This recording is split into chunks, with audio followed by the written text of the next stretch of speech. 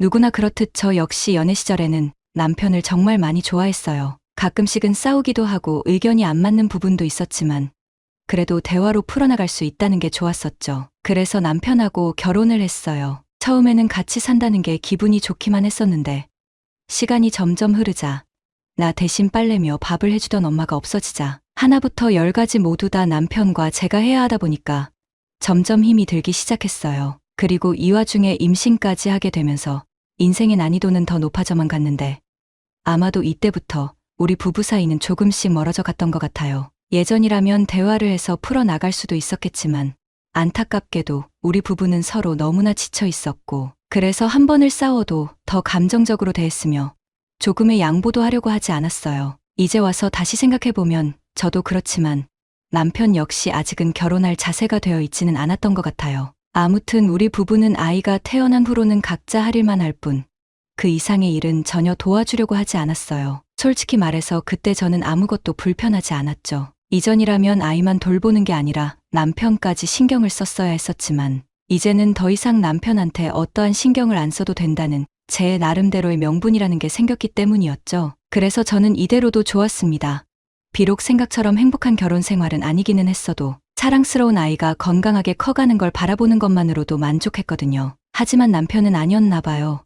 어느 날부터인가 바쁘다면서 자꾸 집에 늦게 들어오기 시작하더니 아기랑 놀고 있는 저를 슬슬 건들기 시작했거든요. 그렇게 애가 좋으면 청소라도 하고서 놀아주던가 해야지. 저 먼지들 누가 다 먹겠어? 가뜩이나 늦게 들어와서 해야 할 일도 안 하는 것 자체만으로도 짜증이 났는데 저딴 식으로 말하니까 제 입장에서는 가만히 있을 수가 없었어요. 그래서 그날도 한바탕 하게 되었죠. 하지만 엄마 아빠가 싸우는 모습을 본 아이가 너무나 무서워하고 울기만 하길래 실수했다 싶어서 저는 잠자려고 하는 남편을 깨워 짜증나는 게 있으면 앞으로 애 앞에서는 하지 말라고 했어요. 그러나 남편은 그런 게 뭔데 수냐고 했어요. 애가 아직 어려서 아무것도 기억 못할 건데 저보고 오바하는 거라고 했거든요. 화가 나서 한마디 더 하려다가 그냥 참았어요. 짜증이 나긴 해도 남편이 회사에서 안 좋은 일 때문에 이러는 건가 싶었거든요. 그런데 남편은 이 이후로도 늦게 올 때마다 저를 건드렸어요. 당연히 짜증이 났죠.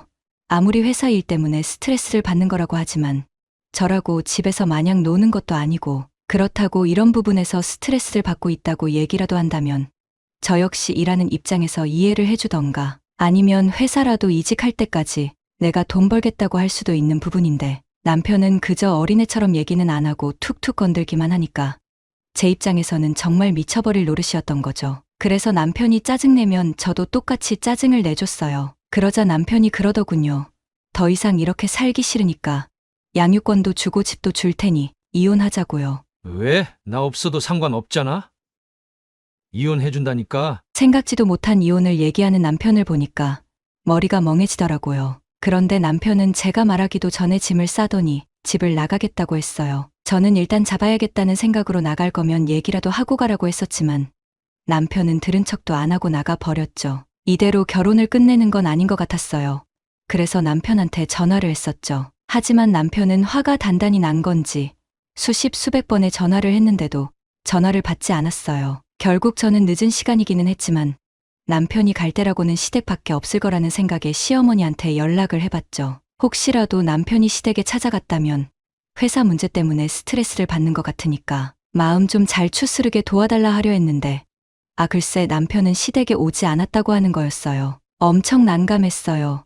시어머니도 남편이 집을 나간 걸 알게 된 거였으니까요. 그래도 늦은 시각이라서 어찌어찌 해서 그날은 잘 넘어가기는 했는데 남편이 집을 나간 게 걱정이 돼서 잠을 못 주무셨는지 아침에 눈 떠보니까 시어머니 부재중이 여러 개가 와 있더라고요. 출근 준비 때문에 바쁘기는 해도 걱정하고 계실 것 같아서 출근 중에 시어머니한테 연락을 했죠. 그런데 시어머니는 남편하고 연락이 됐다고 하면서도 아들이 화가 단단히 난 것 같다며 자기는 못 말릴 것 같으니까 저보고 알아서 잘하라고만 하시는 거였어요. 어쩔 수 없잖아.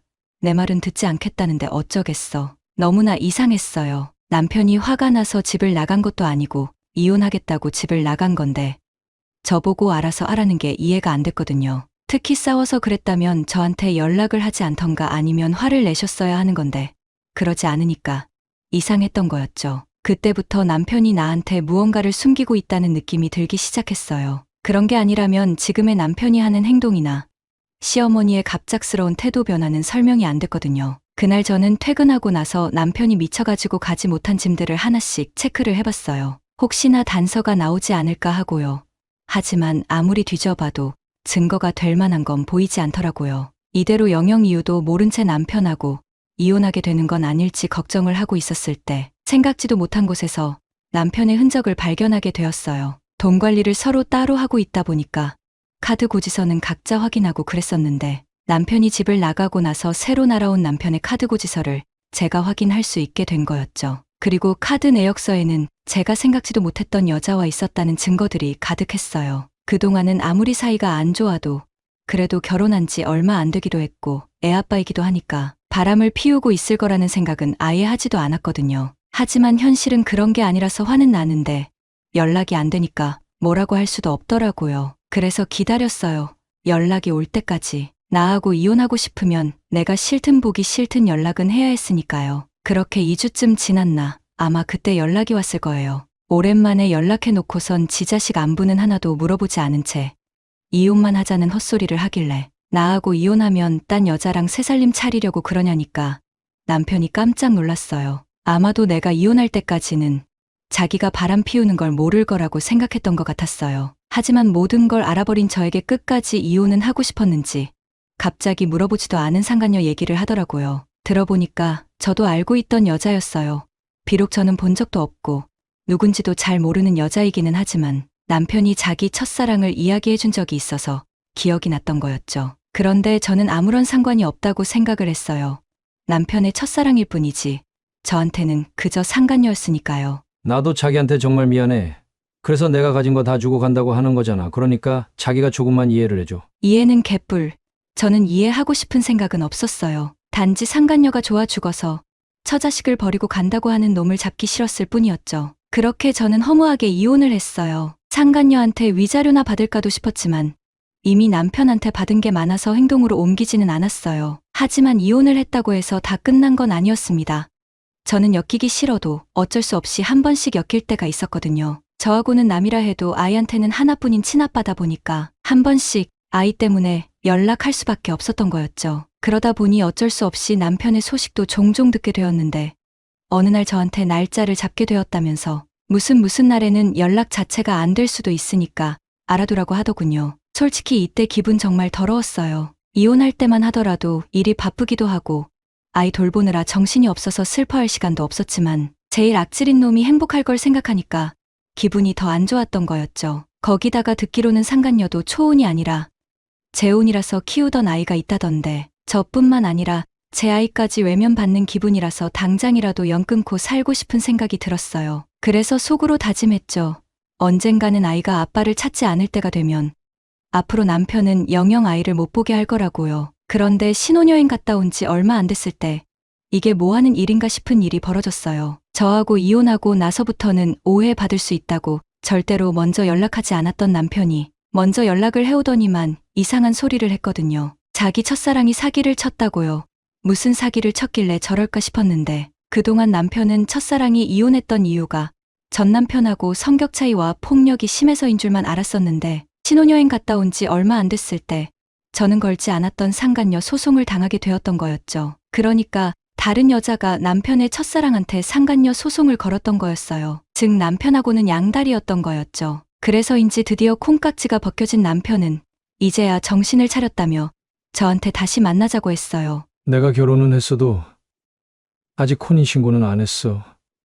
그러니까 우리 다시 같이 살면 안 될까? 어떻게 정신 나간 소리를 저렇게 당당하게 하는 건지 이해도 안 됐지만 저는 남편을 용서할 생각도 없었고 사기를 당했다는 것 자체도 저랑은 상관없는 일이라서 불쌍한 생각도 안 들었어요. 그냥 인과응보라고 대가를 치른다는 생각밖에 안 들었죠. 그런데 남편의 어머님이라서 그런 건지는 몰라도 시어머니도 남편하고 똑같은 소리를 하더라고요. 내가 뭐에 씌웠는지 너한테 큰 실수를 한 것 같다.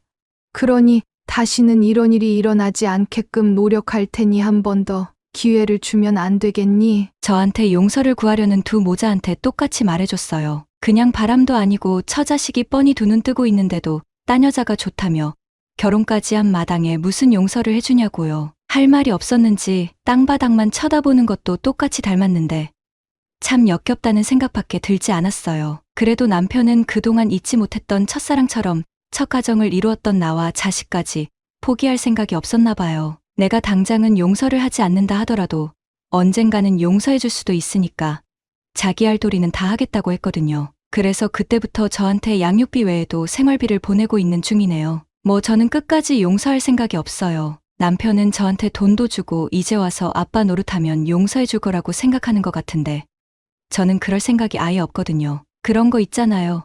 아예 모르는 사람이면 모를까. 한번 싫어했던 사람을 좋아하는 게 쉽지 않잖아요. 거기다가 제가 용서를 하면 같이 살기까지 해야 하는데 저는 그런 고민을 하면서 살고 싶지는 않은데 요즘에는 아이를 이용해서 같이 살려고 하는 거 보면 이제는 아예 만나게 하면 안 되는 거 아닌가 라는 생각도 드네요.